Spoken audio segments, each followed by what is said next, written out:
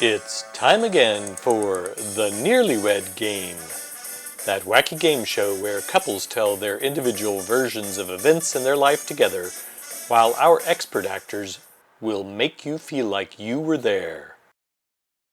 This week's episode is The Proposal. Let's listen in as Jacob tries to remember what happened. What led up to the proposal? So, to preface this, I always knew it was going to happen. What led up to the... I thought I already said that. What led up to the proposal? So, there was a weekend... I can't remember where we did that weekend, but she had to go back to Plano because that's where she worked and lived and whatnot. And I said, it sucks you had to go. And I realized, it really did suck she had to go. So I realized, I don't want that to happen again. So I decided, okay, I'm going to propose. And I texted all my friends, hey, I need help picking out a ring. And I went to Kay and picked out a ring. And this isn't a good part of this. I don't know why I included that part of the story. The next weekend, there was a wedding, and I had already bought the ring and everything.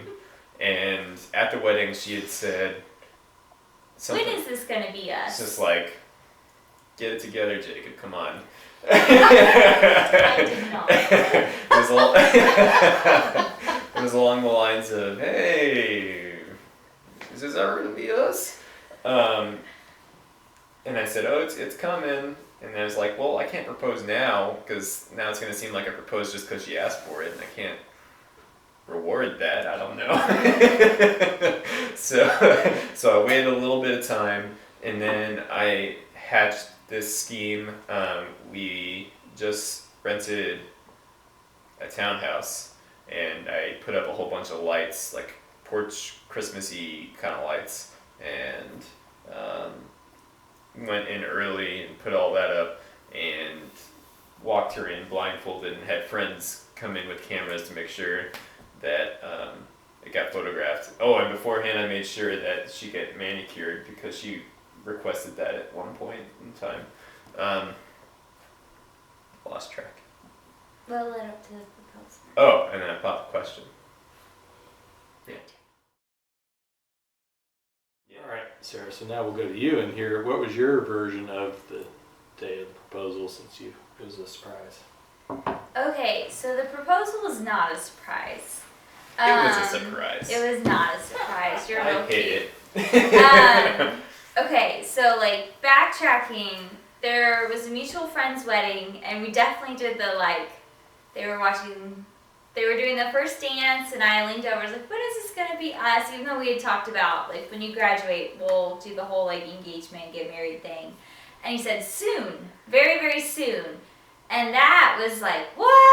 I don't know that I said very. Oh, he said very soon. He reached over and was being real cute. He said, very, very soon. This is going to be us. And that was not what I was expecting, because it was supposed to be 2 years out. So I was at the table kind of freaking out.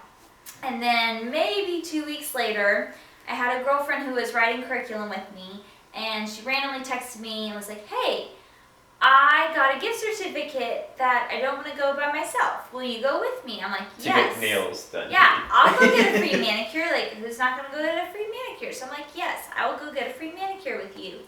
And so I think it was a Friday, and I got pink because it was a really pretty color.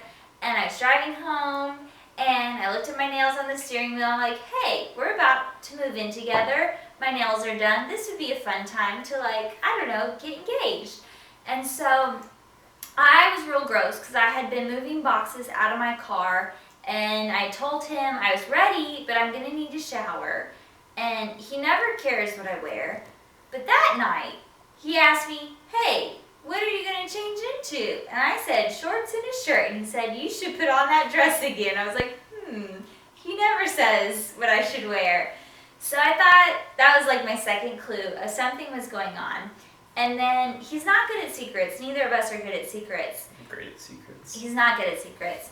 And he said something along the lines of I've got the best date planned. So I was like, okay, he's going to cook for us. And then he said he wasn't cooking. I'm like, okay, he's going to get takeout from our favorite restaurant. And he said that wasn't it. I was like, okay, then we're going to go out for a fancy restaurant. But I think in my head, I was like, okay, we're going to go to a picnic that he's going to get Thai takeout for us because we're moving in together and it'll be super cute. And so we're in the car and we're driving. I'm wearing the dress because I wasn't allowed to wear the shorts and the shirt that I wanted, the sweaty dress. And so I'm in the car and my nails are done and we're moving into a new place and we're doing the checklist, but I didn't really care about the checklist, so I knew something was up. And we're walking in and I see these little tea light candles in the windowsill and he's like, oh shoot, your eyes are supposed to be covered because I wasn't supposed to see that. But I saw it and I was like, oh my god, it's happening. But I didn't want to be the jerk that assumed like I'm getting proposed to, so I just played dumb. Real presumptuous Sarah. Yep. And so he closed my eyes and we're walking in and we had been to the apartment before and I knew the layout and we were walking and then the door closed and we were several feet away from the door. So I definitely I think audibly said okay, who's there? Like who's with us? Like we were not near the door. Jacob did not close the door. I did not close the door. Someone closed the door. Like a horror movie. Yep, like a horror movie. And then I hear a camera clicking, like click, click, click, click, click. And so I'm like, okay, someone's definitely with us and they're taking pictures. I'm like, this is definitely happening. And so then he leads me down the stairs. It's so cute. And and he opens up my eyes and there was a collage from our first year of dating with all of our photos and there's tea lit candles around it.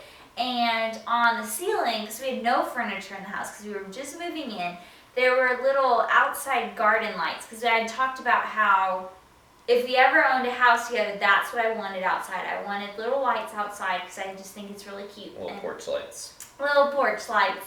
And they were all over the place. And then I turned around and he was down on one knee. And I don't remember what I said or what I did, but I was crying. And not the cute crying, but ugly crying.